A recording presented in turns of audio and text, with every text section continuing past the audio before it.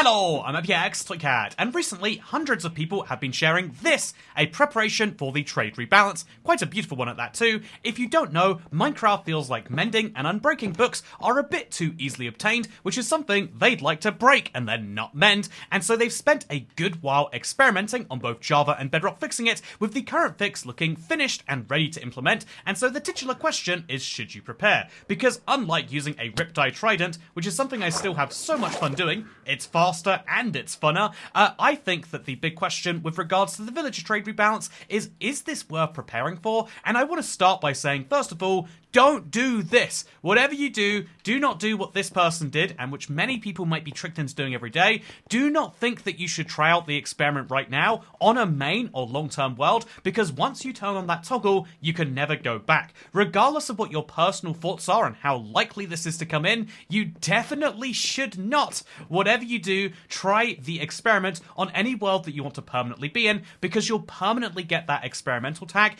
even sometimes after the main feature comes into the game, because if they add it without it being part of the experiment, well, let's just say you might have issues. I remember years ago I added the crossbow to my game, back when it was an experiment, and it has caused me a lot of grief to this day. Anyway, should you prepare for this update? Well, technically speaking, I have prepared. Here are two swamp villagers, which is one type of villager that benefits a lot from the new changes, and they are inside of a jungle biome. You might not be able to tell it because of the lack of trees, but this is a jungle biome, and so as a result, technically speaking, I am prepared. But, I mean, if we go a little deeper than the technical side of things, I think we could probably make a fair argument for the fact that, well, I'm prepared, but only in the basic level, right? And I think that that's probably as good as anyone needs to do. That might seem like an insane opinion at first, like, wait, Toycat, so you're saying you prepared, but we shouldn't? Are you saying, like, oh yeah, I think that everyone should get to the lifeboats, especially women and children and toy cats? Like, it sounds a lot like you're saying this is something you're concerned about, but that we shouldn't be concerned about. But actually what I would say, if I was being entirely fair here, is the fact that I think that there is a very valid and real reason to be worried about this. I do think that it does seem like it's quite shelved right now, but I also would say that even in the world where you have to think about it coming super soon, it's still not going to happen immediately, because anytime any feature wants to be added to Minecraft, if it's going to be cross-platform, as most features are these days, there is a minimum 3-week warning period, and the reason for that is Bedrock certification. We talk about this a lot when it comes to updates about the game, but honestly, the certification for Bedrock has a lot of downsides in how fast Minecraft can move, but it also has some upsides, because it means that if there are big changes that you are majorly worried about, well, you don't actually have to worry about them coming at any time too soon. And by the way, my planning and my preparing today is mostly going to be making this house slightly different, and let me know when you work out what we're doing over here. But yeah, let's start by mentioning that, like, yeah, I've always kind of taken this position that I think that Bedrock moving slow has downsides, but when it comes to, you know, like any major rebalance like this, we have massive amounts of time to be prepared, and that is a 3-week minimum. If they wanted to be stealthy about it, 3 weeks is the minimum time they could add it to the game. I think the only time we've seen less is like the emotes menu or like certain marketplace button changes, but there are very few changes they can implement in less time. And so 3 weeks is the minimum, but also unpopular experiments seem to be officially shelved. This is the important thing, and the reason why most people you know probably aren't worried about this, especially if they are in the know, Minecraft is very much trying to move the game in a popular direction, which is why, you know, I think to some people's chagrin about, like, baby mobs instead of, say, you know, like making more structural changes, because structural changes have fans and enemies. If they change the end, you know that even though most people would love it, some people would say, I miss the old end. I miss when it was deserted. And so unpopular making bold changes is something that they are very careful in doing. They don't want to rock the boat too hard, whereas making kind of easy changes are things that they can do with far less concern. And so that seems to describe exactly what has happened here. Minecraft has decided, it's simply enough in my opinion, that what they want to do is have a very, very simple you know, like a plan, and they don't want to add things that are unpopular, even when they have a wildly popular experiment to add, like, for example, the combat experiment. This is something everyone wants to see. I want to be able to use my offhand slot, damn it, Mojang, but even though it's popular, even though everyone agrees, like, yeah, that should really be added, shouldn't it? You know how long it's going to take? Well, it's 5 years and counting. I don't know how long it's going to take. I just know that a little bit longer than right now is definitely not out of the question. Speaking of things that are a little bit longer than right now, I also would say that the final thing that's important is to say that, like, yeah, even though there is a lot of argument that, like, well, they want to do this, so why wouldn't they? There's a lot more argument that Mojang likes to have feedback from the community, and so even if they had decided, yep, this is important, we need to get this out there, I think they would still try to add some big benefit, and you'll have to have a while for that benefit to come in. And so, realistically, I think you're talking about, you know, like, the next drop for Java is, what, like 26? You're talking about usually 2 to 3 months, which is plenty of time to prepare when you find it out, unless we can make the opposite case, which is you should prepare for this update, just like how I prepared by having this right here, and just like how I prepared by making, you guessed it, it's an upside-down jungle tree. I figured the the silliest way to indicate how broken this biome would be to place a jungle tree upside down. Weird build to make, but I'm rolling with it, okay? So now we'll just grassify the rest of this, hopefully protect the villagers too. They got dangerously close to being attacked by a baby villager. I want to prevent that, but also I want to make it look like this is a jungle tree that is just technically a structure. So we'll have, like, the leaves roll out of this down there, etc., etc. Anyway, so also we're going to have to move up to where there should be already a, you know, like a set of leaves, like over here, let's say. And let's have a big part of those leaves drop and come out of here. Anyway, so I think that why prepare for the villager trading then? If I think that on balance, it's not likely, and if it is coming, it's not coming anytime soon. Well, I think that honestly, that it is worth thinking to yourself quite genuinely, why prepare for anything? And I know that sounds like a bit of a rhetorical question and forcing it back onto you, but for real, why do we prepare for anything in this world, especially things we believe to be unlikely?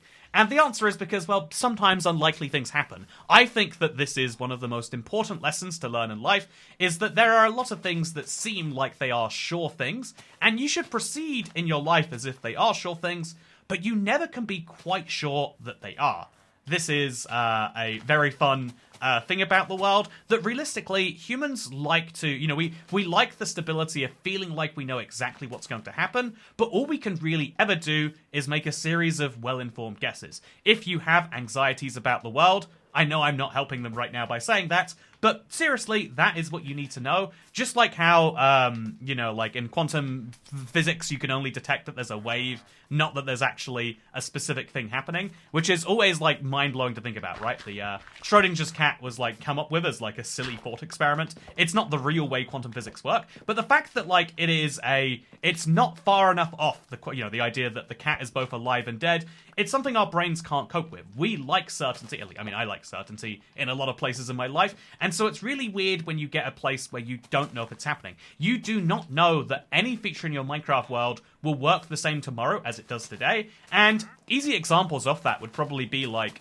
yeah, do you remember when they changed the villages everywhere and made it so that it's one of the craziest changes, but do you remember when they changed the villages and lots of trades got easier, but a couple of things got a bit harder, and then they got easier again, and then they got harder again. I think they've changed it quite a few times. But remember caves as well? So many of my friends got into Minecraft, and to this day, still people say, like, so Toycat, why is mining at Y11 not working for me? What am I doing so wrong here? Obviously, that's the layer you get diamonds at, right? And you have to explain, like, no, it goes to minus 64 now. That is a change to what some people... Oh, I should not let that charged creeper get near my house that I'm trying to protect. Do I have a boat on me? I do not. Well, I'll probably be fine, right? I'll probably be fine. Anyway, yeah, this is I'll just lead him back over to the ice here. I think he's good on this ice. So I think that preparing for a charged creeper is a ridiculous thing. You're probably not going to have a charged creeper in your world, but technically speaking, you don't know if you have one. It's an insanely rare mob to spawn naturally, but it can happen, and if your base isn't charged creeper-proof, and you were to lose, say, a loose dragon egg on the ground, or something else that is equally irreparable, I think you would be deeply upset about this. I think that when it comes to your Minecraft world, I know a lot of people who follow this channel have a long-term survival, or even a medium-term survival, but if you have a world that you care about a lot, and that you put a lot of work into, oh, I didn't realize how different the charge looks. Like, on the surface, it kind of looks like there's just, like, an invisibility barrier behind him, so I can see the water behind. But it's weird from here. Oh, hello. It's weird that from underneath the water it goes deep blue, right? Also, is that the second wandering trader that spawned in this video?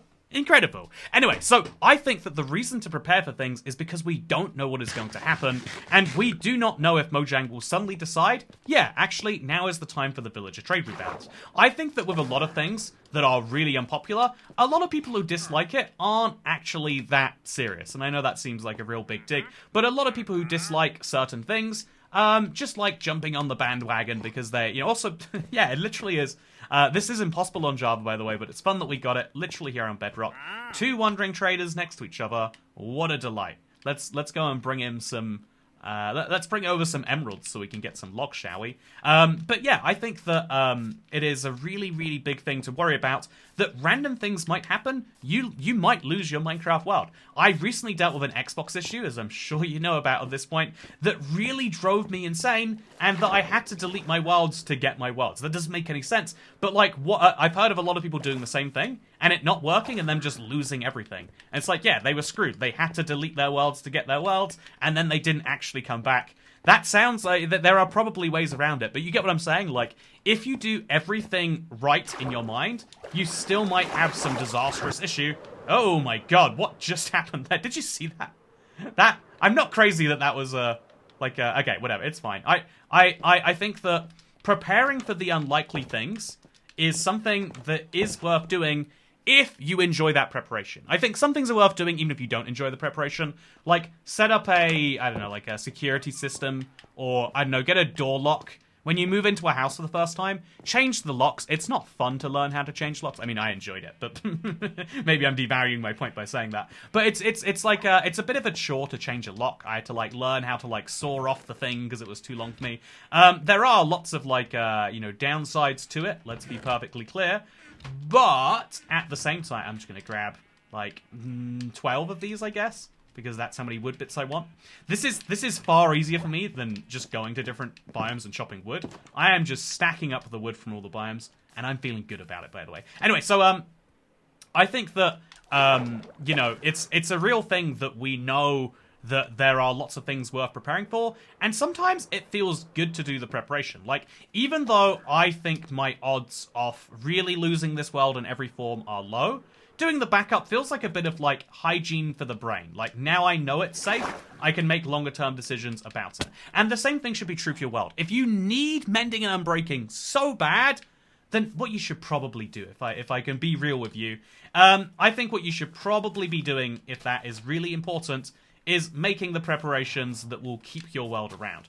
I think that if you really, really, really value something, then sometimes it's worth putting in some security measures for your own well-being, and sometimes it's worth doing because it's fun. One of my favorite communities is preppers. There's all sorts of documentaries and stuff about it, but there's a lot of people out there who believe that the end is coming, and they want to be prepared. You can even buy at Costco like big buckets full of like stuff that basically allow you to do exactly that. It seems really wild from the outside that people spend so much of their own money and time prepping this, but really it teaches you the valuable skill of being self-sufficient. And, if there happens to be a zombie apocalypse or something... Wait, did I just lose one of my villagers? I just made the point about how I don't want to do that, and then somehow I managed to make it happen. What? What? Do you see what I mean? Do you see what I mean? How did that... No, okay, no, they're just in the same block. Why? Okay, I'm going to come in here. I'm going to have to renovate their house a little bit. I'm going to be very careful about this. I'm going to crouch myself in, then break this block, and then put it back. And then we're going to give them a little bit more space so that this doesn't need to happen again. Now that I've removed these blocks, I think we can give them space over here. And we could probably give them a little bit of space back there too.